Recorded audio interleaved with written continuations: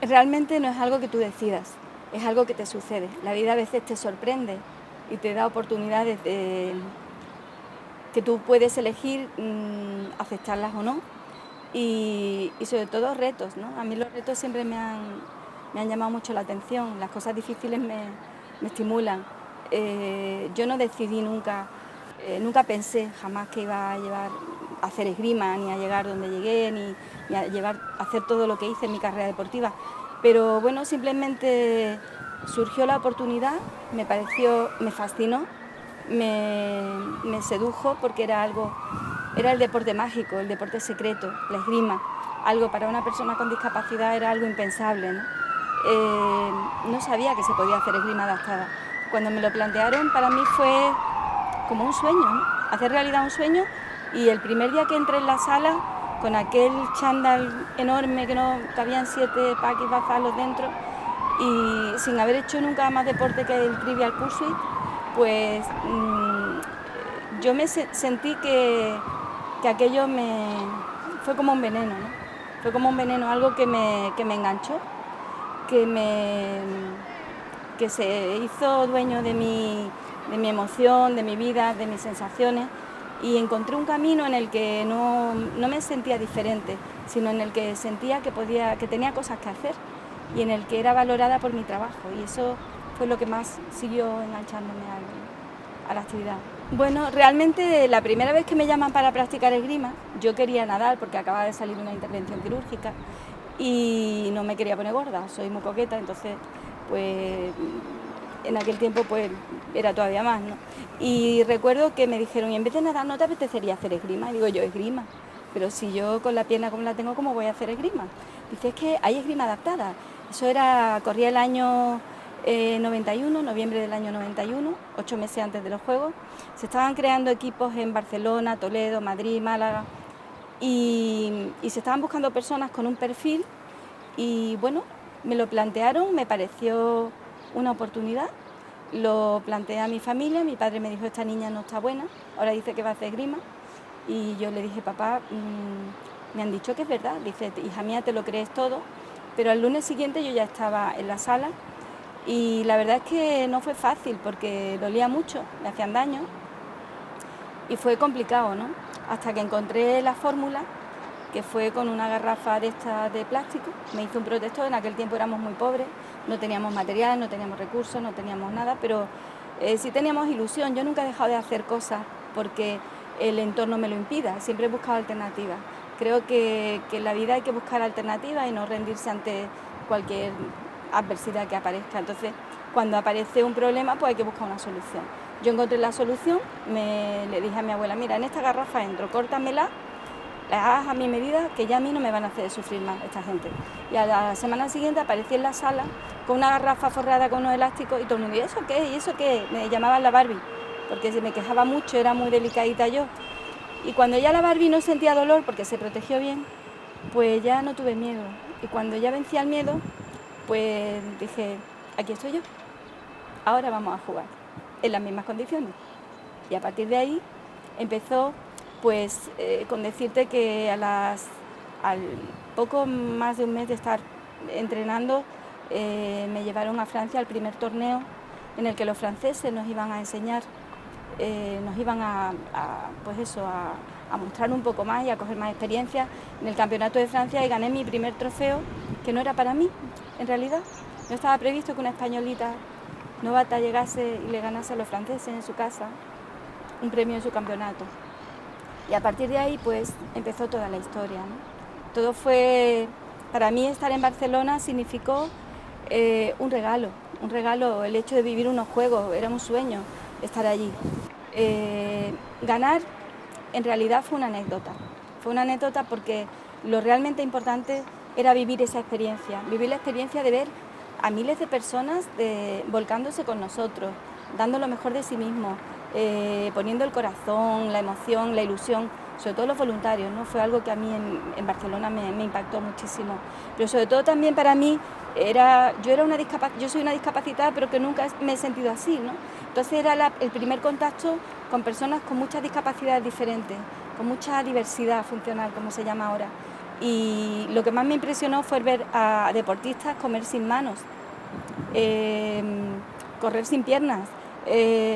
Aquello era una pasada, ¿no? Decías tú, joder, no puede ser, yo no tengo ningún derecho ni a quejarme el resto de mi vida, ¿no? Porque con lo que estoy viendo aquí, con estos modelos y estos ejemplos, pues todo es... Y bueno, y la aventura empezó allí, empezó participando y realmente pues se ganó la medalla porque fueron desleales, atentaron contra mi honor y por eso gané el oro.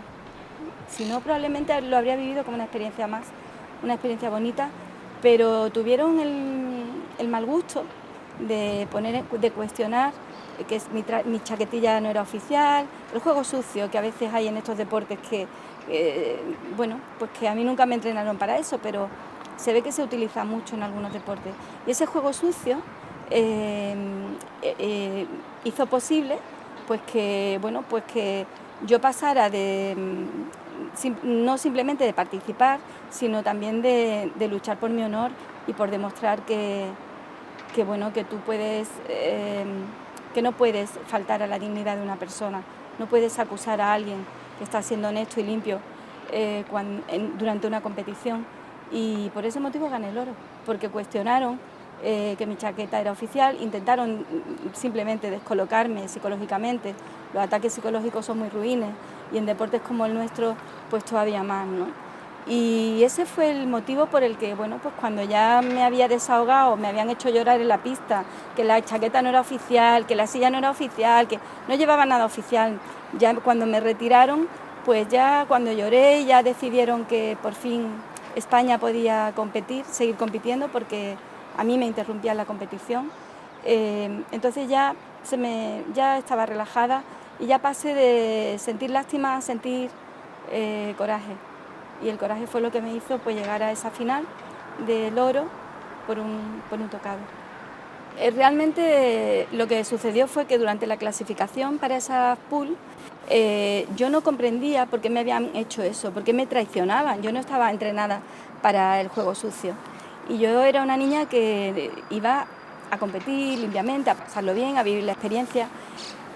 Y no entendía por qué ese juego sucio. Entonces empezaba el asalto de clasificatorio y me empezaba a llorar debajo de la máscara, de la careta. Y perdía los asaltos. Por eso en la clasificación general quedó la última al principio. Y precisamente cuando me toca después ya tirar en la pool, me toca con la primera clasificada, la Patricia Picot, que fue la primera. Que fue precisamente la persona a la que le pidieron que, bueno, pues que me fastidiase siempre, y la pobre mujer pues estuvo allí diciéndome que esto no es oficial, que fuera, que... Total, que cuando la vi, pues yo ya no era tan noble, no era tan humilde, sino que ya lo que tenía era un cabreo de mil y decía, tú de aquí no sales viva. Entonces, bueno, pues ya está. No me costó ningún trabajo, ninguno. Y la segunda, pobre también, Laura, también una gran amiga, gran tiradora, igual. Pero no era una cuestión ya de punto honor. Realmente fue el punto honor y el sentido del honor lo que me hizo ganar el oro. Y el último combate, el combate de la final, con Josep Burguet, fue también muy ajustado, porque ahora son 15 tocados seguidos y antes eran 3 de 5, 5, 5 y 5, y eran los 5 empatados, y el último asalto, estamos empatadas, y el tocado número 6 fue mío, y ese fue el del oro. Entonces, bueno, fue algo que tú te sientes así de pequeñito cuando pasa, ¿no? Porque ves que todo el pabellón se levanta, ¡oh! y ves que todo el mundo se vuelve loco y tú allí diciendo, ¿qué está pasando? Yo pasaba por aquí, pero ese momento mágico que es un instante, ¿no? Es ese instante que es un instante de gloria, que es tuyo, que eso es lo único que te lleva realmente de todo esto. Y ese instante merece todo un imperio, merece todo el esfuerzo, merece todos los años de sacrificio, porque es muy íntimo. No es algo que tenga que ver ni con los demás, ni con lo que ven los demás, ni con lo que sienten los demás. Es algo que muy profundo, ¿no? Y es con lo que te quedas. Y yo creo que esa emoción que sientes es lo que te hace ser más pequeño que nunca, te hace sentirte más pequeño que nunca, más vulnerable que nunca y más humilde que nunca también. Y sobre todo es lo que hace que tu vida cambie y que empieces a tomar decisiones, porque el objetivo es volver a vivir esa sensación más veces. Pues bueno, fue una decisión que estaba tomada. Yo en ese momento estaba entre las primeras del mundo. Mi vida ya, bueno, todos tenemos un ciclo vital y hay momentos en los que tienes que tomar decisiones. Cuando estás arriba es muy difícil marcharte, porque todo el mundo, el sistema y el medio, todo el mundo te pide que continúes porque de alguna forma eres el referente. Pero bueno, circunstancias también ajenas, externas, cada vez se hace más duro, más doloroso, más pesado, cada vez el esfuerzo es mayor, los años no pasan en balde. Y yo creo que yo ya realmente lo había ganado todo, lo había dado todo también, pero no tenía vida personal. Y entonces ya antes de ir a Sydney ya había tomado la decisión de que eran mis últimos juegos. Creía que me parece importante saber decir basta en el momento adecuado, no esperar a que te echen, no esperar a que ya, sino ser consciente y ser coherente de cuando tienes que marcharte. Me parece muy importante en la vida, porque siempre te van a presionar desde fuera, siempre vas a tener sentimientos de responsabilidad y yo creo que cuando tú lo has dado todo y has hecho todo lo que tenías que hacer, ya la vida continúa y hay vida después del deporte, después de la esgrima y después de todo, ¿no? El mundo está ahí esperándote para muchísimas aventuras más, como han pasado después, ¿no? El icono de Barcelona 92, después de tantos años y después de haber vivido 7 juegos, está totalmente justificado. Barcelona marcó la diferencia.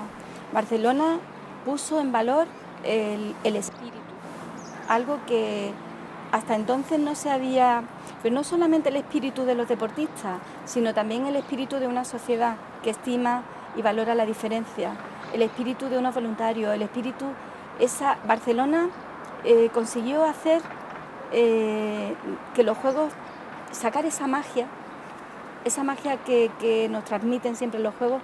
Barcelona la puso en valor y fue quien dio al movimiento olímpico y al movimiento paralímpico lo bajó a la calle, lo bajó a la gente, hizo partícipe a la ciudadanía, a las personas que están en sus casas se establecieron sinergias de comunicación. Y yo creo que en el ámbito de la comunicación, Barcelona supo comunicar, quizás mejor que muchos juegos de los que he vivido después, ese sentido de la pasión y ese sentido del honor y del sacrificio. Para mí es una forma de vivir, es una forma de ir por la vida, de entender la realidad, de saber que no se debe de subestimar, al contrario, que todos importan, que todos importamos, que nadie sobra, que la vida es un regalo y que merece la pena vivirla y atreverse.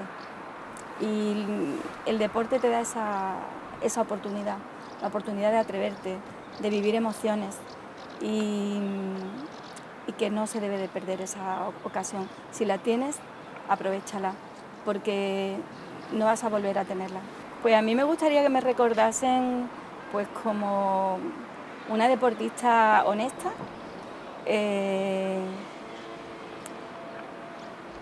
humilde y que lo ha entregado todo cuando ha estado, ¿no? Sobre todo que me recordaran como una buena persona que pasó por allí.